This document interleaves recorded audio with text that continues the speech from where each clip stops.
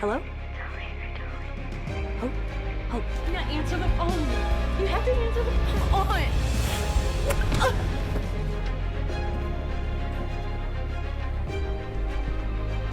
My darling! My darling! Cowboys can be very naughty. In New Orleans on Mardi Gras weekend, a young lady named Amelia Boudin joins her new friend Brianna as she goes to meet her boyfriend in a hotel room to have a good time. After spending some time in the room, Amelia waits until Brianna goes to the restroom to drug the boyfriend and knock him out. Later that night, Amelia seduces Brianna and takes her to her house. 1 year later, New Orleans prepares for another Mardi Gras with all its residents in a festive mood. On the day, as four best friends named Hope, Benet, Tina, and Katie excitedly go to a bar to have a good time. They are stopped by a creepy man who offers them a chicken foot with voodoo power, claiming it could give them what they seed. Benet politely turns him down, and the girls continue their way to the bar. There, as soon as they take their seats, Benet proposes the 60 seconds rule, which dictates none of them could be away from the group for more than 60 seconds. The girls agree, and then discuss how they should choose men to buy them drinks. After a few minutes, a handsome older man named Gargol Boudin walks in and catches the girls' attention. Hope takes a seat beside him at the bar and starts flirting with him, which Gargol reciprocates. Meanwhile, a clueless young man approaches the rest of the girls at their table and persistently uses lame lines to hit on them, despite their telling him to leave them alone. Gargol interrupts his conversation with Hope, goes over to the girls' table, and drags the man out of the bar to the delight of the girls. Hope then points out another shady-looking man who has been staring at her all night and asks Gargol to take care of him. But instead, Gargol asks Hope to leave the bar with him and escorts her to his car. The girls who were keeping Hope in their sight miss this incident while drinking, dancing, and having a good time. Hope joins Gargol in his car, and the two drive off to Gargol's house, while the shady man desperately observes the situation from afar. After a few minutes, the girls notice Hope's absence and freak out. After combing through every inch of the bar, they call Hope, but find no response. The group leaves the bar, and as they start walking around, hoping to find a clue to Hope's whereabouts, they run into a shady detective named Hollis and tell him what happened. Detective Hollis doesn't share the girls' concerns and tells them to relax, enjoy the festival, and give the situation some time to resolve itself. He then schedules to meet them at the bar the next day to discuss the matter in detail. On the other side of town, as Hope gets to Gargol's house, she texts her friends that her phone's about to die and excitedly enters the house to find a family dinner in progress. Hope joins Gargol's mother, Griselda Boudin, who is confined to a wheelchair, Father Justice, his sisters Amelia, and the mentally challenged Dolly, and their longtime guest, Brianna, at the table. As the dinner commences, Hope is confused as she realizes that Brianna is tied to the table. But before she can process this, Amelia breaks Brianna's neck and kills her. The next morning, after calling Hope multiple times and finding no response, Benet, Tina, and Katie woke up early and went to the bar to wait for the detective and discuss the situation. Meanwhile, at the Boudin's house, an infant child lays in its crib, connected to an old woman's tranced body through a cord. Hope finds herself ball-gagged and tied on a bed with multiple intravenous lines stuck to her veins. As Hope struggles to free herself, Griselda warns her to behave while Justice calmly leaves the room to bring her more intravenous fluid. Griselda uses this alone time with Hope to narrate the family history of the Boudines, that the Boudins moved from France to New Orleans in 1830 and settled to become one of the respected families. Griselda's beautiful youngest daughter Blanche starts a relationship with a rich man, but as she prepares to marry him, he finds out that she has been having an affair with a slave named Lafitte and breaks up with her. A few months later, Blanche realizes that she's pregnant and feels desperate about how to proceed with her life. Lafitte's fiancé, the famous voodoo Marie Levette, accuses Blanche of stealing her fiancé's seeds and curses her and her family that as long as the ties between Blanche and the baby lasted, her family would be stuck in time without aging while Blanche ages but evades death forever. Marie then uses a spell to induce Blanche's labor. Griselda adds how much she hates that she's been stuck in a wheelchair for almost 2 centuries, announces that her entertainment comes from watching different young people suffer, and injects a painful drug through Hope's veins. The next evening, Detective Hollis goes to the bar with the girls to ask the bartender if he knows the man Hope left with but finds nothing helpful. Back in the Boudin's house, Amelia keeps her father company, and the two discuss how fed up they are to go through the same motions of life year after year, and how much they wish for it to end. At the bar, the detective fails to find any evidence of foul play and tries to dismiss the case, which annoys Benet into storming out of the bar to do the investigation on her own. Katie follows Benet, while Tina stays back with the detective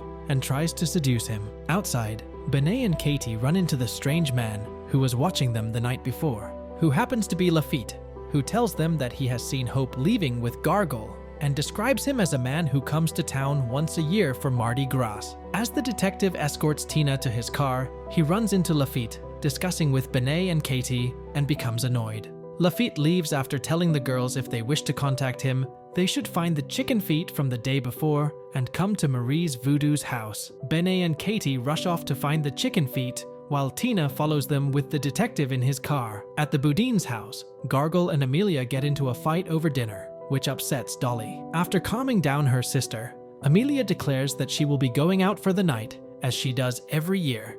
On the last day of Mardi Gras, which marks the last day, she can remain unnoticed, while out on the town, as everyone will be dressed in costumes. Benet and Katie get to Marie's voodoo house, and as they enter, find an old newspaper clipping suggesting that the man that gave them the chicken feet the day before has been dead for a long time, which confuses them. Lafitte escorts them to the voodoo lady inside, who, after receiving the chicken feet, shows them an old picture of the Boudin family from the 19th century and details that they abduct a young girl every year, take them to their house, connect her to Blanche with an intravenous line, through which they drain their victim's blood to pass through Blanche, and then to the baby, keeping the baby and the rest of the family alive. Creeped out, Benet and Katie disregard the narration and proceed to leave, but are stopped by Lafitte, who reasons with them that every method they're thinking of using to find Hope has already been used and failed. He then shares that Amelia would come out on the town after midnight, like she does every year, and that tracking her is the only way to get any break in the case. Tina loses interest in the detective due to his inappropriate and lame tactics of seduction, and has him drive her to the voodoo house to reunite with her friends. At the Boudin's residence, Gargoyle dismembers Brianna and makes a life-size doll for Dolly, who thanks him dearly upon receiving it, while Justice continues reading his books to get the time going. Back in the town, Lafitte, together with the ladies, gets into the detective's car, shares that there are 3 after-hour clubs in the town, and proposes that they should split up and hit all of them to maximize their chance of finding Amelia. Accordingly, the group decides Lafitte would check out the first club, with Benet and Katie taking the second one, while Tina and the detective hit the third. The group separates and goes to their respective assignments. At first, none of them find anything useful, but after some time, Lafitte sees Amelia making her way through the first club. Amelia targets a couple, casually introduces herself, and in her usual manner seduces both the man, named Wayne, and the girl, named Missy, who is really into the Gothic dark world. Amelia leads the couple to her car and starts driving them to the Boudin's residence, while unbeknownst to her, leading the group to the scene of the crime. There, Amelia proudly shows the couple around, and Missy is really impressed by the dark contents of the house. Meanwhile, outside the house, Lafitte discreetly leads Benet and Katie through the backyard to the back door, while Tina stays back in the car with the detective as a lookout. In the house, Justice comes to blindfold and take Wayne away to the attic, while Amelia stays back with Missy, psychologically preparing her for the sadistic nature of what she is about to witness. Outside, Lafitte asks Katie to jump in through one of the windows of the house, run inside, and open the doors to give access to the group. Benet calms down the scared Katie, and together with Lafitte, helps her up to the window. Katie jumps through the nearest window into Dolly's bedroom, and after walking around a bit, is shocked to see the dolls made out of dead people. Out of nowhere, Dolly comes, grabs Katie from behind, and stabs her to death. In the detective's car, Tina asks the detective to go and check the surroundings, and locks herself inside. On the other side of the yard, Gargoyle approaches the detective's car from behind, grabs Tina out of it, and as she kicks and screams, fighting for her life, breaks her neck and kills her. Amelia then goes to the attic, where Wayne waits for her helpless and tied up. After toying with him a little, Amelia starts inflicting superficial stabs all over the man's body, causing him excruciating pain. After a few minutes, Justice goes back to the living room, blindfolds Missy, and brings her to the attic where Amelia shows her Wayne's state. Instead of being horrified, Missy asks to participate and cuts off her boyfriend's ears as he screams in terrible pain, while Justice stands in the corner enjoying the sequence of events and draws pleasure from the victim's pain. Downstairs, Lafitte finds his way into the daunting house, undetected, and goes to the room where the baby, Blanche's tranced body, and Hope are kept, guarded by Griselda. Griselda recognizes the still young Lafitte and is terrified. However, Lafitte calms her down by promising to end all of her and her family's suffering by severing the cord between Blanche and his baby, which is believed to bring death to the Boudins. Griselda accepts the offer and wheels herself out of the room. Lafitte then shockingly approaches Hope and chokes her to death, in the name of leaving no witnesses. He then approaches his once mistress, Blanche's body, and after saying his piece, proceeds to cut the cord, promising to let the baby survive using his blood. Out of nowhere, Justice storms into the room and shoots and kills Lafitte. The next morning, in the aftermath of the murderous night, Dolly holds onto her doll and tries to calm herself. Then Griselda hears a cry for help from the barn, goes to check out what's going on, and finds Bayan, who drops her guard and relaxes upon seeing the old woman in a wheelchair. Griselda then gets out of her wheelchair and injects the helpless girl with a sedative. Bayan then takes Hope's place in being tied up and in nourishing the baby. Upon finding this replacement, Gargoyle kills Missy before proceeding to the barn to dismember the detective's body to make a doll for Dolly. The movie ends as the 2-century-old Boudins gather around on the porch and look proudly out onto their property. And with that, the movie ends. I hope you enjoyed our video. Watch the next recaps on the screen and don't forget to subscribe for amazing videos. See you in the next one.